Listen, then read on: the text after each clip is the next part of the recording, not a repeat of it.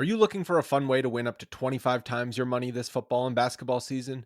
Test your skills on Prize Picks, the most exciting way to play daily fantasy sports. Just select two or more players, pick more or less on their projections for a wide variety of stats, and place your entry. It's as easy as that.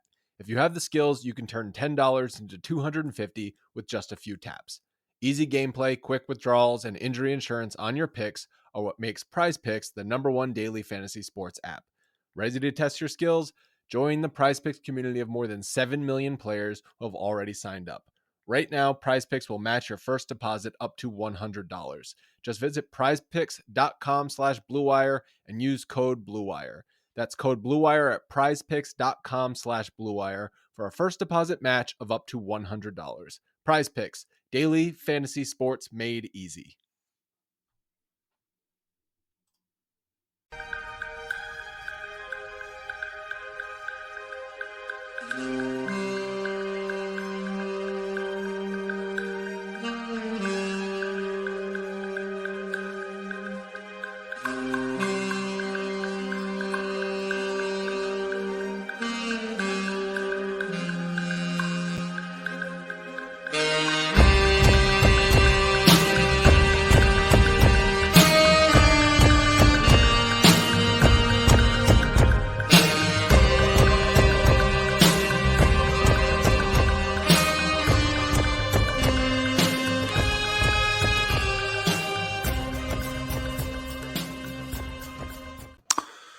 Welcome to Pod Mavericks Presents Group Therapy. Doing this a little bit out of order today because of a daytime preseason game hosted in Abu Dhabi where the Dallas Mavericks fell to the Minnesota Timberwolves 111-99. My name is Kirk Henderson. You are joining me right now. It's about a little bit before 2:30 Central Time. For those who have been joining the show for some time, this is our kind of live reaction show. Normally, Josh Bowe and I do a podcast, which we will do later on tonight. But this is our fan, participation show. This is a place to come hang out, get off your takes, not only in the chat, but by clicking the link in the comments. If you're joining here live on YouTube, you can come up on the show with me. You don't have to have your video up, but it works on phones. It works on computers. We have been having fun in here since last April. Prior to that, we used to do these shows on Spotify Live and then Locker Room and way back. And they're a good time. At least I think they're a good time and a way to sort of process out your feelings. Now, group therapy feels a little harsh for a preseason game. But here we are, because that's the sort of, that's the state of basketball. We've been missing basketball, Mavericks basketball. This is the first real game that the senior team has played since, April? And I call it the senior team just in the sense of the Mavericks Summer League team played, and we did some of these. I'm really looking forward to people's overreactions, for an 11 o'clock game in the morning. Let's kind of talk through this. And in the meantime, if anybody wants to join, just go ahead and click that link. Otherwise, I'm going to be talking to myself for the duration of the show, which is not any fun. The starters were, Luka Doncic, Kyrie Irving, Grant Williams, Omax, and Derek Lively, which was something that, Jason Kidd kind of bounced around a week ago on Mark Stein's show where he said it could happen. Then during a media scrum last weekend, he said it would happen. And to be quite honest, I'm rather delighted that he followed through, because the one thing about Jason Kidd is that he doesn't really hold, things he says ultimately don't matter. And he knows it. And Rick Carlisle knew it, and all coaches know it. It was a really pretty fun game, all things considered. The Mavericks got walloped early, but that was, kind of is what it is. Omax and Derek Lively looked like rookies, which is just fine. Lively in particular picked up 4 fouls in about 12 minutes, but I didn't see anything in his game that concerned me, because I don't think he was doing anything stupid. He was not woefully out of position. He was big boyed a few times, but that's fine. You're playing against, two of the better big men in the NBA, and Rudy Gobert and then Karl Anthony Towns. This is quite an introduction to the league. So, watching what he did was interesting. And, as the season wears on, the standard will go up for what we kind of hope and expect from him. But I certainly had no problem with how he played. One thing I was particularly confused about is why on earth it took until the end of the first quarter to run Lively and Luka pick and rolls. All this, who knew? Luka can get to the rim and Lively can dunk the bejesus out of the basketball. Not a particularly complicated concept, but the Mavericks just didn't do it. I don't understand. The team as a whole missed their first 14 threes, which was an element of why they got waxed early on. They also couldn't guard, and they had a little bit of a hard time rebounding again with the aforementioned 2 Minnesota bigs. So that was a little bit of a problem. But as the first quarter wound down, the Mavericks found a little bit of offense. The second quarter was a little bit better. The Grant Williams, who he did it was a really almost remarkable Dorian Finney-Smith impression. 16 minutes, 6 points, 2 of 7 on shooting, but all of those shots were 3-point shots. Pair of defensive rebounds and 1 assist. Also a block and a turnover. But his 2 threes came on back-to-back plays, which, he's going to get these looks. And I feel confident that he's going to knock them down at some point. We got Chris waiting here to talk, so I'm going to pull him up in just a second after I kind of finish going over the bigger picture point of the game. The second quarter and then the third quarter, we saw a lot of Jaden Hardy and Josh Green, and they were remarkably fun together. To the point to where I found myself questioning where Tim Hardaway plays. That's my level of overreaction. The fourth quarter was a little bit, kind of a bench clearing. We got to see Jordan Jelly Walker get up some buckets, and I had a real nice pass. We had a guy that I forgot was on the team. The Weiskamp guy hit a 3 in his 1 attempt. Rashawn Holmes played a little bit, and I don't think Holmes is going to play, but I hope he does. I just hope he does. I liked watching Holmes play. But overall, we'll get another chance at this on Saturday morning. Hopefully, the starters will come a little more alive. Kyrie Irving had kind of a disappointing 1 of 6, -22 in just 14 minutes, but all the starters looked terrible, all of them. To a certain degree, even Luka looked terrible until he finally found his shot. Anyways, all right, coming up first, we're going to bring up Chris. Chris, how are you? Thank you for joining us today. Welcome to the show. Hello. I am at work in the back warehouse here. Yes. That's what I'm talking about. I'm at work too. I have my phone open and I'm waiting for my boss to call me at any moment. That's the best part of these. Yeah. I was able to get the TV on at work here and kind of watch the game a little bit, and then I was watching it on my phone some, but at halftime, dedication. I just gave up at halftime though, so I actually didn't watch any of the second half. Went on my lunch break and ended up taking a nap in the car. So that's a good use of time, because look, the only real thing we're going to get out of this is overreaction and maybe a little bit of a sense of community. People are already calling for Jason Kidd's head, which is just my favorite. Not because I necessarily disagree, but I'm just like, it's one game and they're not going to give anything away. But I still had fun watching them play, even though it was pretty ugly. What'd you think? Yeah, I mean, I'm going to be the first one calling for J Kidd's head, and just like everybody else, I'm absolutely overreacting to this game. But that's part of the fun of it, right? It is fun to be able to overreact and be a little bit ridiculous. Mm-hmm. I'll just say that the team didn't look ready. And it's not the first time that a J Kidd team has not looked ready or prepared.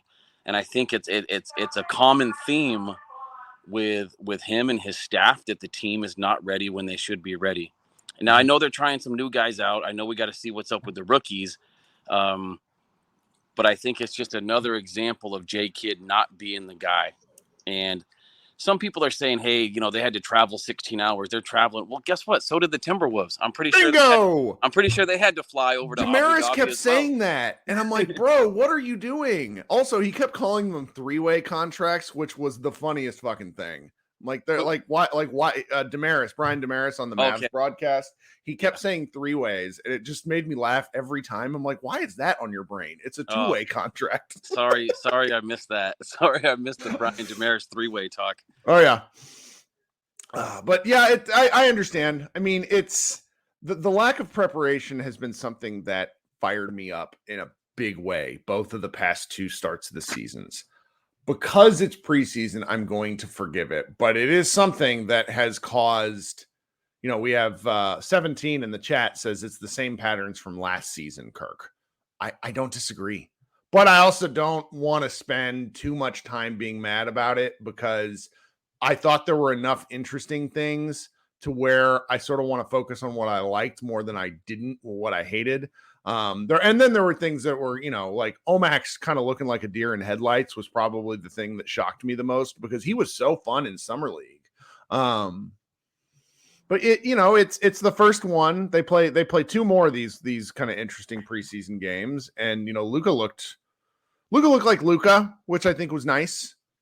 And beyond that, I don't have a ton of takeaways. Like I somehow churned out 800 words for this game in a recap, but I don't really know what I said. I just kind of just kind of rambled on for a while.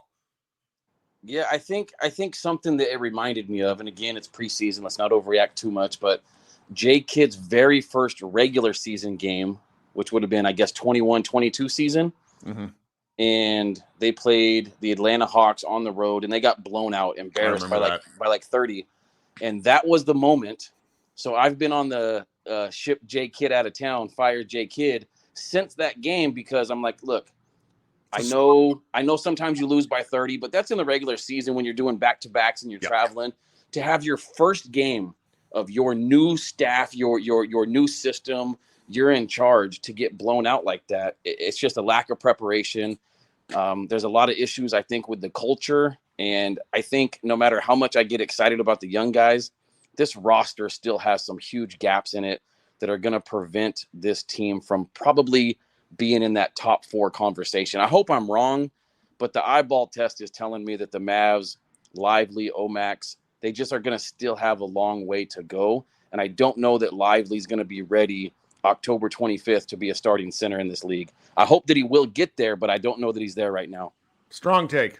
Really appreciate you joining the show and kicking us off, Chris. Now I got 7. Man. I got 7 people waiting. That's you started the trend. This is what I'm here for. Let's go. All right, man. So much, you have a good rest of your day at work. All right, man. Y'all have a good one. Yep. Bye.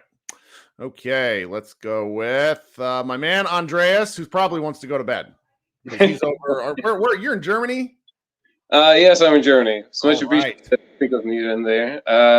As a matter of fact, I've still been at work. I'm a little bit sick. I still managed to squeeze in some minutes, though, of this game. And it's your Michael Jordan flu game, watching Dallas Mavericks preseason basketball. It is a little, isn't it? So the couple of things, like Chris also, which were baffling me too a little bit. The enthusiasm wasn't there, really. That's the first thing I got. I mean, some guys want to carve out some minutes to carve out a position, maybe not with Mavs, but somewhere with a 2-way, not 3-way. That was funny. Somewhere, maybe not with Mavs, but whoever picks them up, right? Right. AJ Lawson and Dante Exum's offense looked awfully stale to me. Sure. He was looking, passing, what's going on? No dribbling, no nothing. Just waiting for something to happen at the free-throw line, 3-point line. So that was quite a reality shock or check. I think not only for myself, but hadn't how do you say, deer in the headlight in the ear, that sort of saying. They were all sort of big lights in the arena. I think not only the spectators were shocked, but also the players to some degree.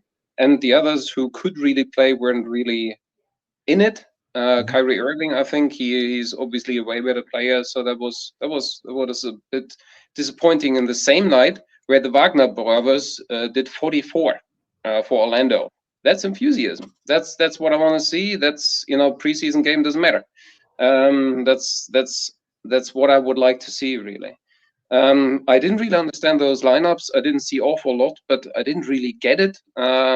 Maybe that was the tinkering preseason. Maybe that is it, but I really didn't understand it. Maybe I'm not smart enough to get it. Maybe you can make some more sense of it, or others who watched it. Do you mean the starting lineups or the stuff you saw after the starting lineup?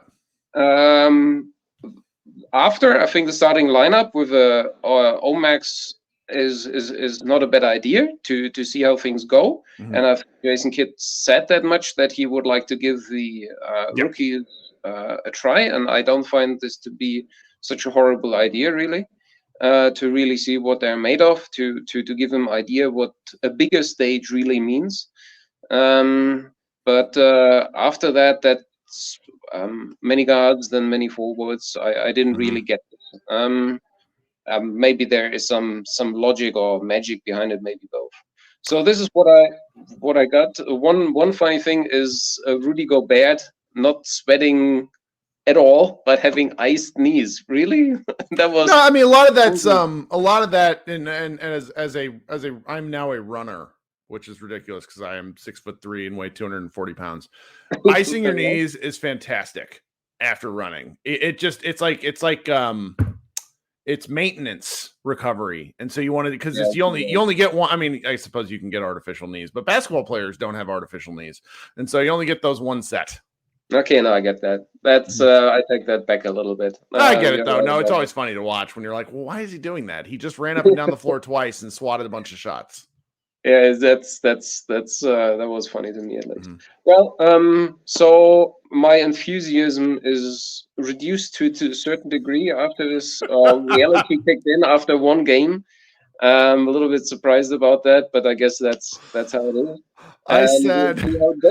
I said like it was like the first quarter and the Mavericks were down 22-5. And I think I said nothing like a preseason basketball game to have me questioning everything. Like this is awful. Like we're so excited, and then it's 22-5, and it's like, what are we watching? This is awful. But I'm gonna tell myself it's just preseason. And I'm going to tell myself, like, I'm giving the Mavericks 15 games, and I'm lying. I'm not even going to be able to give them 5. I'm going to try to give them 15 games before I become an asshole about the team. Okay, we'll see about that. I will. Let's see who will be grumpier faster, you or me. That's right. That's right. Thanks. All right, I will let you go. Thank you so much, Andreas. We'll talk soon. Thank you very much. Thank you. Cheers. Bye. Okay. Let's see here. We have, all right. So before I bring up our next guest, I'm going to bring up one of our European guests next, because I'm sure he'd like to go to sleep. Then we have Brian waiting patiently in the chat. Then we have somebody else with the delightful name of Butt Cheese, who is your device is not connected, so I cannot bring you up. So if you can reconcile that, I can bring you up on stage. It physically will not let me add you to the studio. We're driven by the search for better. But when it comes to hiring, the best way to search for a candidate isn't to search at all. Don't search, match with Indeed. If you need to hire, you need Indeed. Indeed is your matching and hiring platform with over 350 million global monthly visitors, according to Indeed data, and a matching engine that helps you find quality candidates fast. Ditch the busy work. Use Indeed for scheduling, screening, and messaging so you can connect with candidates faster. And Indeed doesn't just help you hire faster. 93% of employers agree Indeed delivers the highest quality matches compared to other job sites, according to a recent Indeed survey. One of the things I love about Indeed is it makes hiring all in one place so easy and streamlined, so I can spend more time on the rest of my business. Leveraging over 140 million qualifications and preferences every day, Indeed's matching engine is constantly learning from your preferences. So the more you use Indeed, the better it gets. Join more than 3.5 million businesses worldwide that use Indeed to hire great talent fast. And listeners of this show will get a $75 sponsored job credit to get your jobs more visibility at Indeed.com/Blue Wire. Just go to Indeed.com/Blue Wire right now and support our show by saying you heard about Indeed on this podcast. Indeed.com/Blue Wire. Terms and conditions apply. Need to hire? You need Indeed. Apple Card is the credit card created by Apple. You earn 3% daily cash back up front when you use it to buy a new iPhone 15, AirPods, or any products at Apple. And you can automatically grow your daily cash at 4.15% annual percentage yield when you open a high-yield savings account. Apply for Apple Card in the Wallet app on iPhone. Apple Card subject to credit approval. Savings is available to Apple Card owners subject to eligibility. Savings accounts by Goldman Sachs Bank USA, member FDIC. Terms apply. I appreciate y'all for joining. If you could go ahead and head down into the, kind of near the comment section if you're watching on mobile. If you would like the stream, liking the stream is very helpful.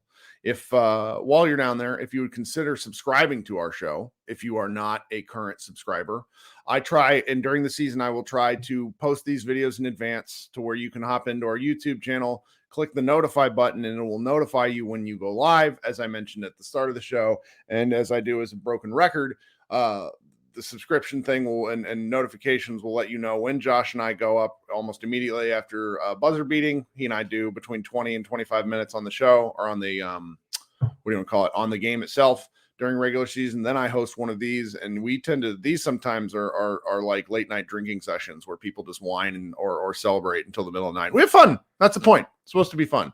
And if it's not fun, at least you're celebrating, or at least you're talking and commiserating with like-minded folks. All right, coming up next is my man Hyperion, who is from Hungary. Good evening from Hungary. Yes. Yes, I got it right. Okay, good. I just couldn't. Sometimes I can't remember anything. Oh, so, no, how are no you? Problem. I'm doing good. It was a long summer. I was hoping for Mavs basketball. I'm seeing Luka Doncic again in Mavs uniform. I watched FIBA and watched all these sport podcasts around the American hemisphere. That's right. So I went to Twitter and saw, Luka scores 25 points in the first half. I see him, and I thought, this is going to be a great game. And I see the score, and I was like, holy shit, what is happening again? He was the fact that he had 25 points, I didn't even realize he had 25 points, because the Mavericks are just kind of getting blown through to the rim. And I was so focused on the defense, and then all of a sudden you see there was like a really great, and I put it in the recap, the NBA account posted it, and I'm pretty sure there's a Twitter account called like Mavs blog. That it guy does a lot of clips during the game. Yeah, the Mavs blog is a great Twitter follower. And he does he posts a lot of in-game clips, and it was a pick and roll, Luka going down the right of the key of the paint and throwing it, like getting Rudy Gobert to freeze just enough, and then throwing a beautiful one-handed lob to Derek Lively that just brought the house down. It was great stuff. Yeah, I looked at the box score, just love it. Like 2 and 3 years ago, Luka has 20 plus points. All the others 1, 2, 6. Oh, it's been the same thing for 6 years. Like that was, it's painful. That's why whenever Kyrie joined, it was nice to see other people score, like him scoring. Yeah, nobody shoot the basketball very good in this game. Apparently they were missing badly in the warm-ups there's a couple of people, my friend Deshaun, who's there covering the game live. He flew in from India to cover the game, and he said they were missing everything in the warm-ups. So it wasn't entirely shocking when they just couldn't hit the broadside of a barn to start the game. Okay. Can I ask you a question? Absolutely. What is your expectation for this Mavericks team? Your honest expectation? My expectation is 7-8 play-in, like where they're in that range in the back end, and then the Mavericks make the play-in. My hope is 5 or 6 seed, and they really figure something out. I don't see the floor. Like last year, they had to tank to get to 38 games when everything was awful. So for me right now, I have a floor set at about 42 games. 42 and 40 on the year is where I think the floor is. The ceiling is difficult for me to predict because it so much relies on Lively and Omax being decent. Because if they're functional, you get more minutes for everybody, and then everything works down the line where it becomes a kind of a positive cascade where everybody's able to take advantage of the fact that you're not playing Dwight Powell 25 minutes, you're playing him 16. That sort of thing. Yeah, okay. I sort of agree with you. I think the whole Mavs season is about how good and how fast can Lively and Prosper play, get better, and Josh Green and Hardy, how big of a step they are going to take. If Hardy and Josh Green plays like a good starter, then I think Mavs can be six seed, 5 seed, because the West is so strong. Mm-hmm. And they were good tonight. Did you get to watch? I read your recap, and you wrote that Hardy was good. Mm-hmm. So I believe you. He did. He it was so funny watching him do the things effectively that he looked just terrible at in Summer League. He was only 4 of 10 from the floor, but there was a decisiveness to his game that was really nice. I think he got to the line a number of times. Yeah, he had 8 free throw attempts. Like, that's fantastic. I mean, he only hit half of them. That sucks. But getting to the line is awesome. Yeah. So my only problem is, as a Mavs fan, I'm happy that they took another route. So they changed the roster. Mm-hmm. I'm not happy that Kidd is still there, because I don't think Kidd is a good enough coach. As a Luka fan, I will be very frustrated, I think, because this is his 6th year. Yep. And I don't think the Mavs are good enough to win a playoff series. It's because they will be a 6th or a 7th seed or something like that, and they will play a much better team in the playoffs, in the first round of the playoffs, I think. And when I look around the NBA, Jason Tatum has a team again, which is just full of stars. Always. Yeah. Look, if Ja Morant can grow up, he has a great roster also around him. If Zion Williamson can stay healthy, he has a fantastic roster around him. And this, as a Luka fan, makes me very frustrated. Yep. Because they have so much better talent around them. And I feel for Luka, because Slovenia is a great country. I love Slovenia, a very beautiful country. But he always plays with talent disadvantage in FIBA, in the NBA. And just once I want to see Luka with a better roster around him. But we will see. I hope that that Lively and Omax, which both are both likable players or persons, which I see in interviews. So I hope they will be good very fast. Yeah. And then we can, next year, that Dallas will be exciting to see, I think, if they show progress. I understand that. Well, thank you so much for joining us. Is there anything else you'd like to say? No, thank you for the content. Very good. Always like to read and watch you and Josh and everybody else. Mavs, CBA, shout out. Love it, what he writes. Because I don't understand half of it, but I love to read it. Hey, I'm glad. Hey, we appreciate you, and you have a good rest of your night, and we'll talk soon. Okay, goodbye. All the best. All right, coming up next, I'm going to bring up Brian, and then my man Glenn, I can see down there waiting, and then Leo. So thank you so much. Brian, what's up, guy? Yo, my man, can you hear me? I can. You sound good. Thanks for joining. Of course. Thank you for having me. Yeah, that was a fun game. Look, man, I'm not here to be negative. It's preseason. We got 80 games to be grumpy. Yeah, dude. Preseason exists for one reason and one reason only, and that's to confirm biases. Strong take. That is the only reason it exists. All negativity does not exist. Only thing I saw was Jaden Hardy getting buckets and Josh Green getting benched personally. Well, you know what I saw? I thought Rashawn Holmes looked cool. Yeah, he looked good. Like, not only did he look good, he looked fucking cool. Like, he's got the glasses. Yeah, the specs. He's got the headband and the armband. And I'm like, I never once looked cool playing basketball a day in my life. So it's like, when dudes look cool playing, I am extremely jealous. And he looks cool. Yeah, he looks like he should be getting more minutes, but he also looks like he's going to be the guy. I think Dwight tweeted about this. He's going to be the guy that a lot of us are like irrationally yelling, why isn't he getting more minutes? Because he hit a mid-range hook shot. I've not seen another Maverick do that since Eric Dampier. Look, man, he's going to be good in the pick and roll for the 5 minutes a night that he plays. Yep. But we're going to be wondering why it's not 15, and everybody's going to be mad again. But, Jason Kidd, so is what it is. But what else did you like besides Hardy then? I thought Lively looked pretty good. He got hit with like a really, really, really bad like rookie whistle, which to be expected. He is a rookie. He shut the water off in the paint the first 6 minutes that he was playing.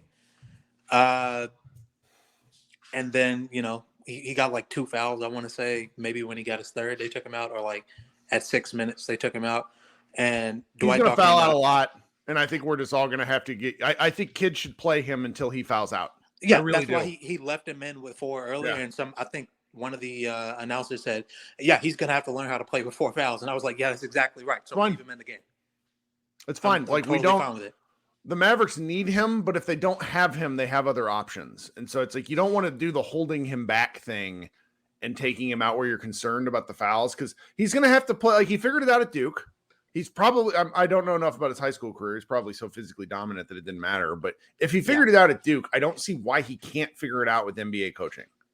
Yeah, everybody that watched him play, like that either jumped into the college season last year halfway through or watched him play from beginning to end said, yeah, once he was fully healthy from his injury, had an actual point guard running the team, and kind of knew what he was doing on defense. He was the best defensive player in college. So that's kind of all I need to know. And this game kind of confirmed my bias because we couldn't really get any boards, but Gobert and Cat, they weren't scoring in the paint. When the game started, they were scoring because they were hitting threes and we weren't. Cat was also cutting to the basket like he's an off guard.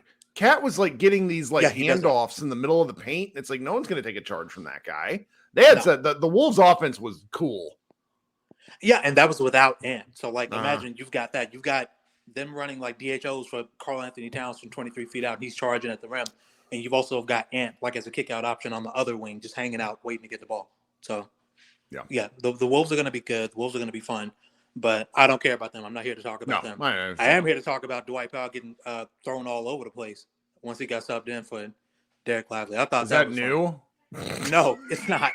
But I was like, damn, dude. I just spent the whole summer like rehabbing Dwight's image in my head. Like, you know what? I was way too hard on him last season. They asked him to do a bunch of stuff that he couldn't do, and he did the best he could. And then immediately I'm like, damn, he just got outplayed by like a rookie and a dude that was out of another team's rotation in this game. I don't know how I feel about that. I feel it. I understand why it's frustrating, but I have a dark sensation in the back of my brain that says he's going to end up starting like 25 games this year, and we're all going to be screaming bloody murder.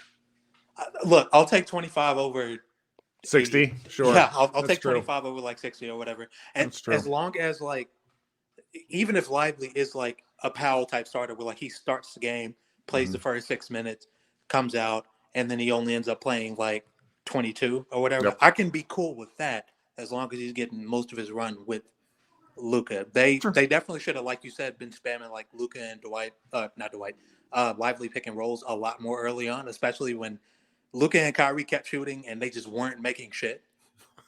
Like really I thought that would have been a great time to go to like, hey, let's just run simple pick and roll. Mm-hmm. You know, a lot of ISO early on drove me nuts. Yeah, people complaining about, oh, well, where's the playbook? Where are the plays? I'm like, it's preseason. It's preseason. They're not running shit. They're just running. I saw one Kyrie. I see because there's a lot of those the Kyrie Twitter like fan accounts. Yeah, it's just like, and some of them were just like, I saw one just like losing his mind, and it's like it's preseason. Kyrie will get. They absolutely require Kyrie to cook if they're going to win. So I'm not worried about him at all. Yeah, he missed a bunch of shots that he usually makes. I'm not concerned about mid-range, shorty. About he's Seth great. coming off of the bench before Hardy. That's right. That's going to be fixed within the first 8 games if Hardy's going to look like this, because that doesn't make any sense. That's a good take. Yeah. Well, man, you got anything else? Max, brother, get to working on that corner 3. Other than that, that man hasn't. I typed this out and deleted it like 6 times because I don't want my tweets to be misconstrued. Every time I see Omax, his thighs, the man has thighs like an offensive lineman. He is enormous. Being, somebody like Xavier said that Lively's a little light in the ass. Omax has the direct different, like he has a big behind. He's going to be, I just can't wait. I just can't wait till he develops. Yeah, I wish Ant would have played because like Ant put on a good bit of muscle from where he was. That's 2 large men running into each other. Yeah, I wanted to see them on the court together because Omax was going to dwarf Ant and people were going to be like, what the fuck is going on? That's right. Because Ant's like 6'4". He's more like Josh Green size. That's a good one. Mm-hmm. All right, man. Well, thanks so much for hanging out. All right, brother. Thanks for having me. Oh, yeah, always. Appreciate you coming up. All right, coming up next, Glenn, who has been waiting a long time. Glenn, thank you so much for waiting. How you doing? I'm good. I'm okay. I'm okay. I'm trying to settle my reaction. I got too excited about. That's what this is for. Talk through it a little. All right, let me talk. I got at least two things I want to hit up. One, guys, Jason Kidd has a good problem, but a bad problem because all those minutes that Hardy was getting, you do know that they are and Curry are earmarked for Tim Hardaway Jr. Mm-hmm. Those minutes are so the.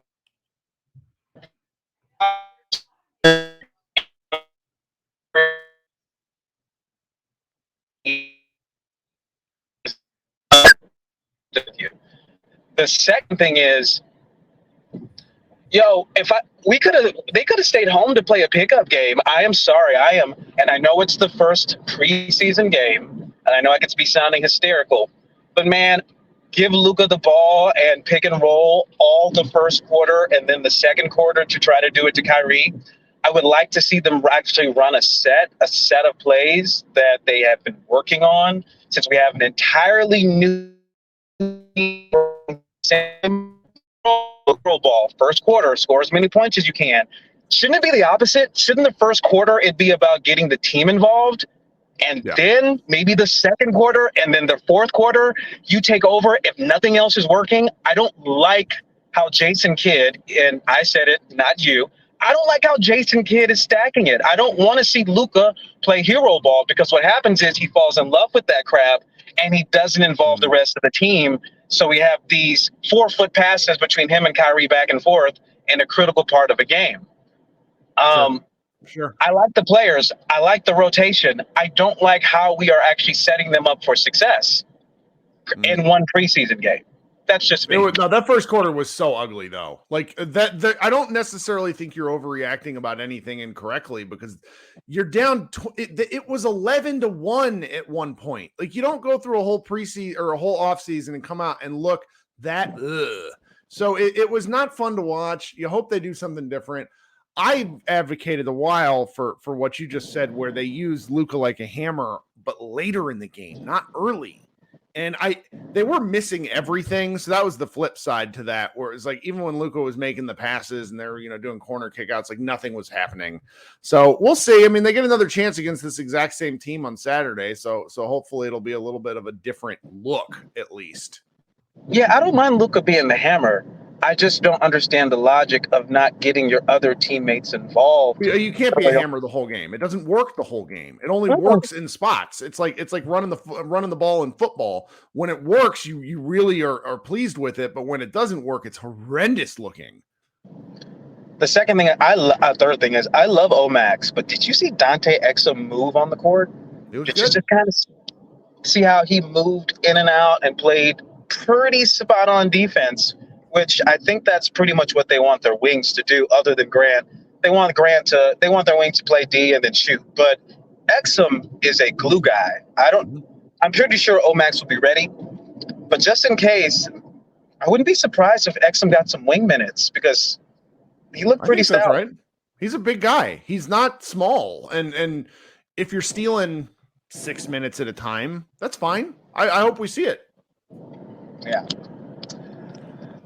That's all I have, man. I'm not gonna light the fire and pour some gasoline on it, but I wanted to see a different. The offense and defense look the same. The actual structure of how we run it look the same, and we have so many players now that can switch on defense that it just shocked me to see them come out. We look like the B team playing against the A team varsity.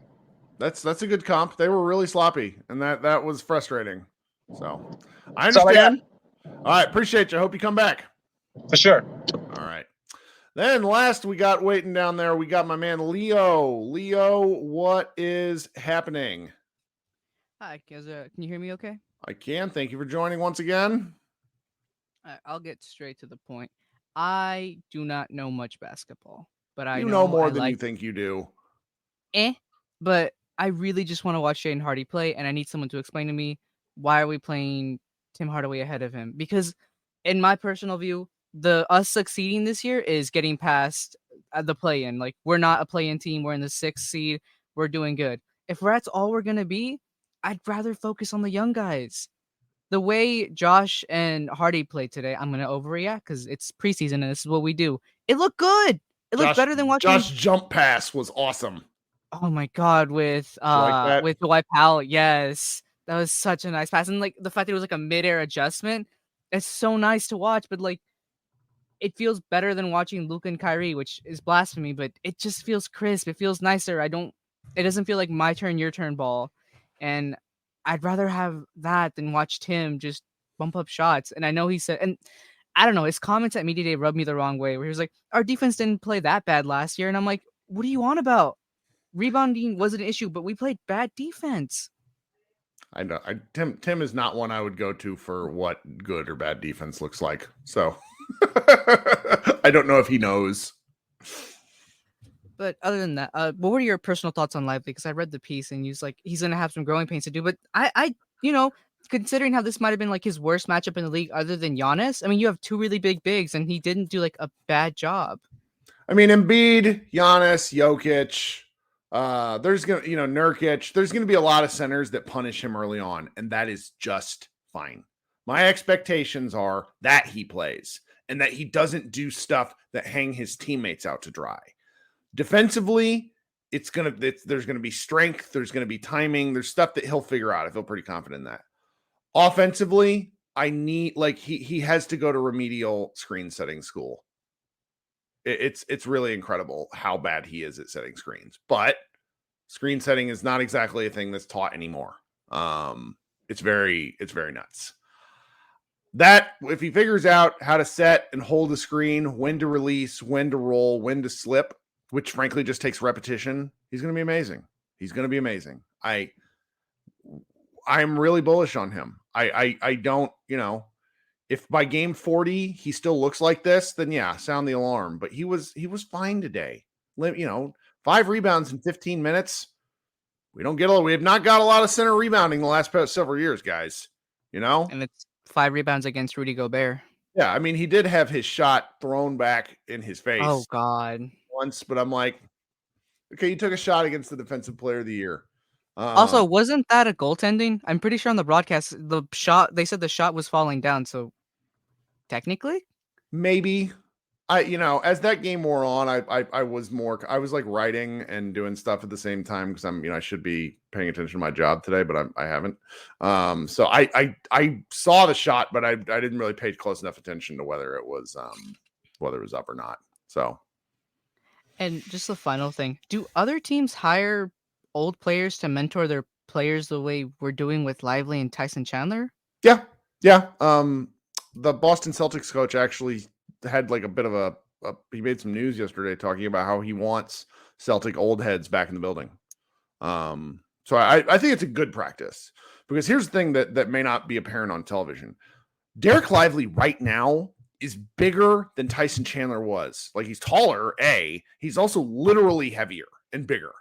And look at how effective Tyson was for X number of years. So I think it's a heck of a mentor. Film school stuff. I think that's something that's going to be very productive over the long haul. And to you talking about having older players in the room, Tyson Chandler recently he did an interview with Matt Barnes on All the Smoke podcast. Yep, we didn't cover it because I was being lazy.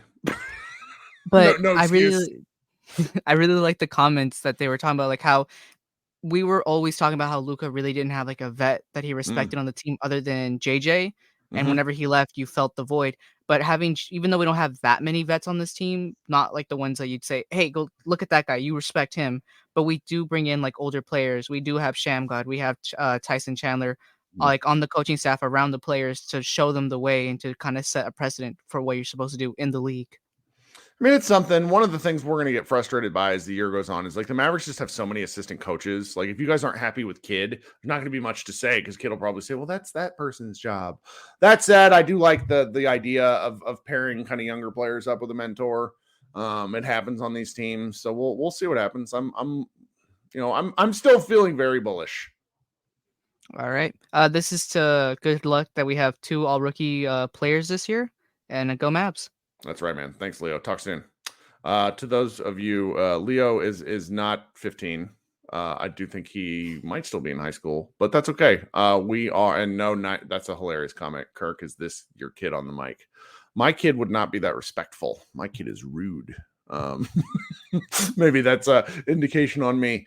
All right, so it's been about 40 minutes. I think we should close up shop. Josh and I will be back a little later tonight if you want to come listen in live. Otherwise, it'll be on your feed at some point tomorrow. I'm probably going to run this show. You know what? I'm just going to put it up now. So we'll see. If you could be sure to listen to the ads and all that stuff. That's how Josh and I get paid. Last thing I wanted to point out to everybody, if you didn't see it, I think you should go to the YouTube channel Thinking Basketball. There is a really good post up about Dirk Nowitzki for all you Maverick old heads that you are going to absolutely love.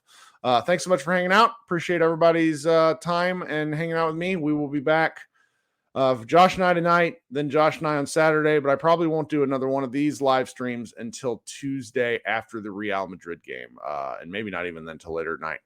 All right, everyone have a great rest of your week, and we will talk soon. Go Mavs.